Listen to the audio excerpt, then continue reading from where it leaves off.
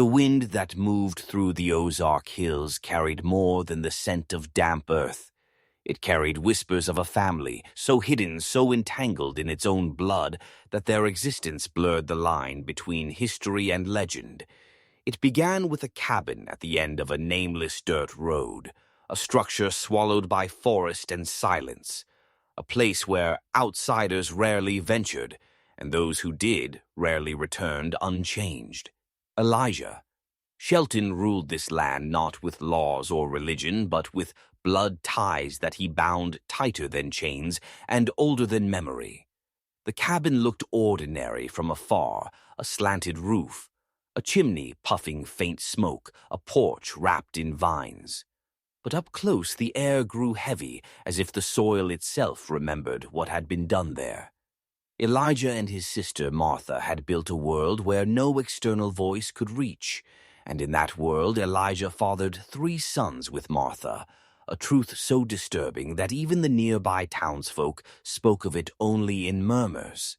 Never in daylight they called him the patriarch, not out of respect but out of fear, for the isolation he cultivated turned his bloodline inward, creating a dynasty cut off from time.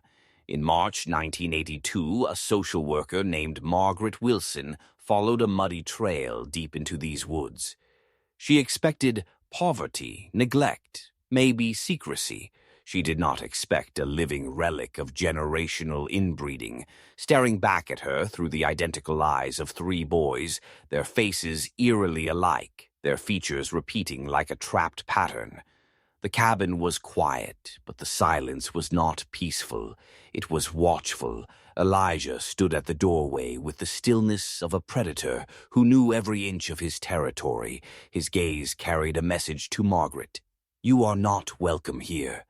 Inside the walls were bare, the rooms sparse, but one thing stood out. The family's unity was unnatural, too close, too synchronized. Margaret sensed something unspeakable beneath their words, their Jesus, genealogy folded onto itself like a loop that refused to break. No records, no certificates, no paper trail, just whispered names passed down through generations like a secret vow. Elijah had made sure of that.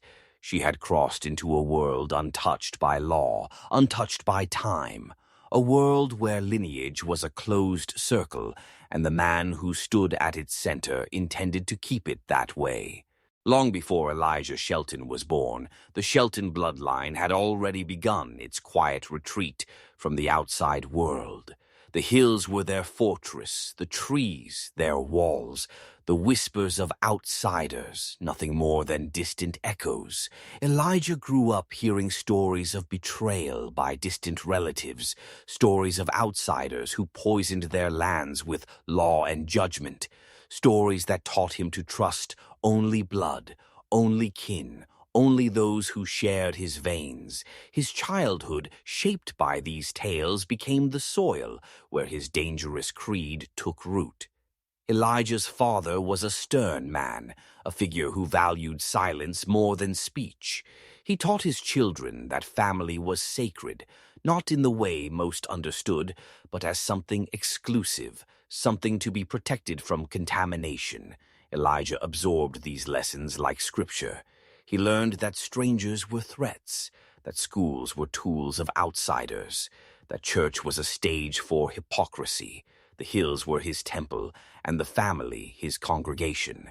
When the house fire of 1971 claimed his parents' lives, Elijah and Martha were left alone, young but already conditioned to survive without help. They rebuilt the cabin plank by plank, rejecting every offer of assistance from nearby townsfolk. They became ghosts on the map. People knew they existed, but no one knew how many lived there or what rules they followed within those wooden walls. Over the years, Elijah's belief in blood purity grew sharper, like a blade honed in secrecy. He read old journals kept by his father, journals filled with warnings against mixing bloodlines, journals that glorified self-sufficiency and isolation. He turned those words into commandments and declared himself the guardian of the family legacy. Martha followed not out of love, but out of fear. Elijah's presence consumed the household. His word became law, his will unquestioned. Visitors rarely came, but when they did, Elijah made sure they never returned. With stories he used intimidation, silence, and sometimes the wild terrain itself to drive them away. The forest paths were deceptive, easy to enter but hard to leave. Outsiders often got lost or gave up. Halfway, the Shelton land became more than property. It became a psychological barrier, keeping the world out and the bloodline locked in. Within this closed circle, Elijah began to see himself not just as a man, but as a patriarch chosen by destiny to preserve a lineage untainted by the world beyond the trees. His creed was isolation, his weapon was blood, and no one challenged him. As years passed, Elijah Shelton's authority hardened like bark on an ancient tree. The world outside faded into a distant myth, and inside that cabin he built a system of control that reached into every breath, every glance, every heartbeat. Martha no longer spoke of leaving her. Silence was not obedience. It was survival. Elijah monitored everything he dictated, when the lamps were lit, when the children ate, when silence fell, and when prayers whispered to no God echoed through the night. The three boys grew up knowing no other world. Their playground was the forest, their classroom the cabin, their father, their only teacher. Elijah told them the outside world was diseased, filled with people who would destroy them if they stepped beyond the trees. He repeated these words until they etched themselves into the boys' minds like carvings in wood. Their trust in him was absolute. Their curiosity strangled before it could bloom. Martha tried once to speak of the town, the lights, the people she remembered. Elijah's reaction was swift. His voice thundered through the cabin, and after that day she never mentioned it again. Elijah's control extended beyond fear. He crafted rituals meant to bind the family tighter. At dusk, he gathered them by the hearth, the flickering flame casting shadows that danced like restless spirits. He spoke of legacy, of blood that must remain pure, of outsiders who would seek to erase their name if they were not vigilant. The boys listened, wide-eyed, their young minds absorbing his creed. As truth, each night these rituals deepened the walls within their minds, closing any path that led outward. When the boys reached adolescence, Elijah intensified his control. He separated them from Martha for longer periods, teaching them to rely on him. Alone, he planted seeds of loyalty that sprouted into dependence. He told them their bond was divine, that their blood carried a sacred strength that outsiders could never understand or deserve. In this twisted theology, he positioned himself as both father and prophet. And in their isolated world, there was no one to contradict him. The Shelton cabin became less a home and more a living organism, breathing in Elijah's will, exhaling silence. The forest around them was their cage, but the real walls were invisible, built inside their minds and held together by fear, by blood, and by the absence of any voice but his. For years, the Shelton land remained untouched, like a secret whispered only to the trees. But secrets have a way of leaking through cracks, and in 1982, that crack took the shape of a muddy road and a determined woman. Margaret Wilson, a social worker who believed she was walking into a simple case of neglect. She followed the twisting path deeper into the hills, the air growing colder, the forest closing around her like a jaw waiting to bite. She did not know that with each step she was trespassing into a world that saw outsiders not as helpers, but as intruders. When she reached the cabin, she felt it. Before she saw it, the air changed its weight, pressing against her chest. The door creaked open, revealing Elijah framed in the doorway, his eyes unwavering, his silence louder than any greeting behind him. Shadows shifted the faces of three boys peering through the gloom, their expressions eerily uniform, their features repeating like a mirrored pattern. Margaret stepped forward, introducing herself, her voice steady, though her gut told her to turn back. Elijah said little, but his presence spoke volumes. This was his domain, and every inch of it obeyed his unspoken rules. Inside, Margaret noticed the absence of the world she came from. No photographs, no toys, no books, no trace of modern life. The boys stood close to Martha, their identical blue eyes tracking her every move, like animals observing a stranger in their territory, their movements synchronized, their silence unsettling. Margaret asked questions. Elijah answered with measured vagueness, his words wrapping around truths like vines around a stone. She left that day with a sense of unease, but unease turned into alarm when she began digging through records. She found gaps like missing teeth. No birth certificates, no marriage documents, no hospital records. It was as if the Shelton family existed outside the boundaries of time and law. The town knew why. Spurs circulated, but no one acted. They feared the man in the woods and the woods themselves. Margaret pushed further, returning to the property with colleagues, but Elijah anticipated their moves. Paths were blocked, directions, confused conversations cut short. His mastery over the land was unmatched. He used the hills as both shield and weapon, turning the terrain into a labyrinth. Outsiders found themselves disoriented, their resolve thinning. Margaret, however, refused to retreat. The first crack had appeared, and through it, the truth was beginning to seep out, a truth Elijah would do anything to keep buried. The Shelton world had survived whispers, storms, and passing curiosity, but it was never built to withstand the relentless gaze of persistence. Margaret Wilson's return brought more than questions. It brought attention, and attention was the one thing Elijah had spent his entire life avoiding. As investigators circled closer, the air inside the cabin grew heavier. Elijah's rituals became stricter, his voice louder, his control sharper.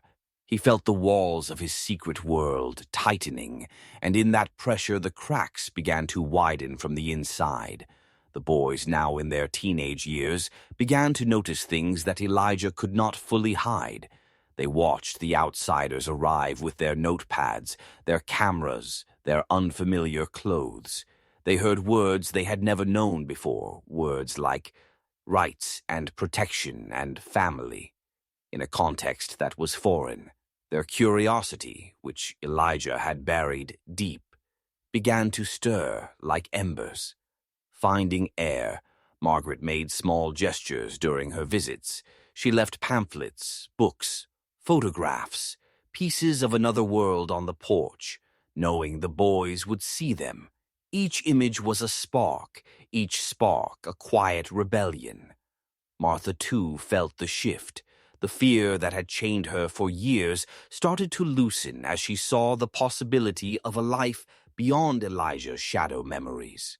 She had locked away returned the smell of town bakeries, the sound of music drifting through open windows, the warmth of faces that did not belong to the same bloodline. These memories became a silent chorus inside her head, growing louder with each investigation. Elijah sensed the change, his eyes sharper, his temper thinner. Nights grew longer, filled with forced prayers and fiery speeches about betrayal and loyalty. He painted the outsiders as enemies who sought to destroy their sacred bloodline. He reminded the boys that they were chosen, that their blood carried strength that must never be diluted. He believed awe would keep them bound, but fear was losing its grip. The boys began to question their father in quiet whispers when he was out gathering wood or stalking the property lines. They spoke of the world beyond the trees, imagining streets filled with people who did not share their faces, imagining schools, music, laughter, lives untouched by the suffocating silence of the cabin. Their questions were soft at first, but they grew like roots searching for cracks in stone. The dynasty that Elijah had built on blood, fear, and isolation began to tremble, not from external force alone, but from the awakening within the very bloodline he thought he controlled forever. The winter of 1983 crept through the Ozark Hills like a cold whisper, wrapping itself around the Shelton land. Investigators now came not in pairs, but in groups, their boots sinking into frozen mud, their eyes scanning the cabin with growing suspicion. Margaret led them, unwavering, determined to tear through the layers of secrecy Elijah had wrapped around his bloodline. The family inside the cabin could feel it. The walls that had kept the world out for decades were now being pressed from all sides. Elijah stood like a sentry at the doorway, his jaw set, his eyes burning with a mixture of rage and fear. He had spent years controlling every breath within those walls, and now strangers dared to question him, to step onto his land, to peer into his legacy. He barked at the investigators, his voice booming across the clearing like a shot through the cold air. But their resolve did not waver. Margaret spoke with calm authority, demanding answers for the missing records, the strange genealogies, the whispered suspicions that had festered for years. Inside the cabin, the boys watched from behind the window, their breath fogging the glass, their hearts beating with a rhythm they had never felt before.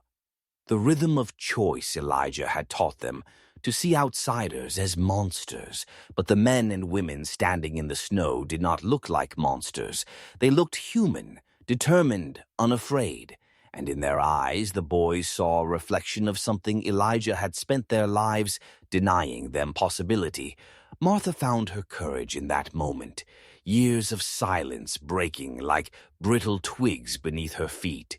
She stepped forward, her voice trembling but clear. She spoke truths that had been buried under fear. She named Elijah's deeds, the bloodline twisted by his will, the sons born from brother and sister.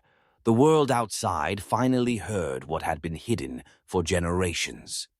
Elijah's face twisted, his power unraveling before high.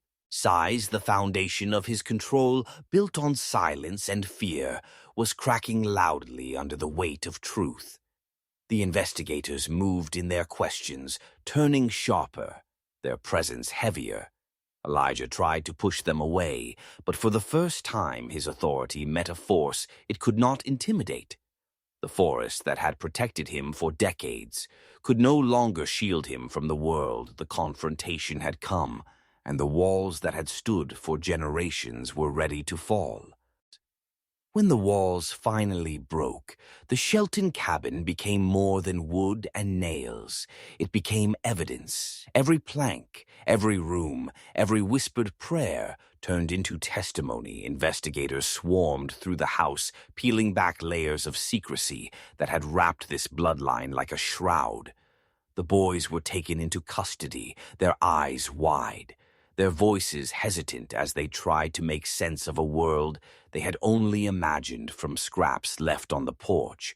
Martha sat in silence, her hands trembling as decades of fear dissolved into air, cold but freeing. Elijah was led away, his hands bound his face, still carrying that same unwavering glare.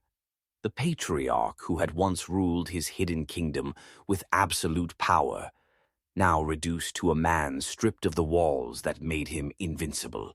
The town watched as the legend they whispered about was dragged into daylight. Their murmurs turned into collective gasps as the truth unfolded layer by layer. Genealogies exposed generations of inbreeding, revealed rituals described the legacy of fear brought into public view. What was once myth became chilling reality. The boys entered foster care, their identities carefully shielded by the state. Their transition into modern life was not simple. They carried the weight of a bloodline shaped by isolation and fear. Their accents, their silence, their confusion marked them as children from another world. Their rehabilitation became a delicate process, teaching them what choice meant, what freedom felt like, what it meant to live without the constant gaze of a patriarch who believed himself chosen. Martha disappeared from public view. Some say she moved far away under a new name. Others say she stayed nearby, watching from the shadows, unable to detach from the land that had both imprisoned and defined her. Elijah's name echoed through the Ozarks for years after his arrest. The cabin was eventually torn down, but locals swore that at night when the wind moves through the hills, a strange silence settles over the land as if the earth itself remembers the dynasty that tried to bury its secrets beneath its roots. The story of Elijah Shelton is not just about inbreeding or isolation. It is about power wielded in darkness, about how fear can shape generations, about how a single belief can twist blood into chains. And even when the chains break, their echo lingers through time like a cold wind in the trees.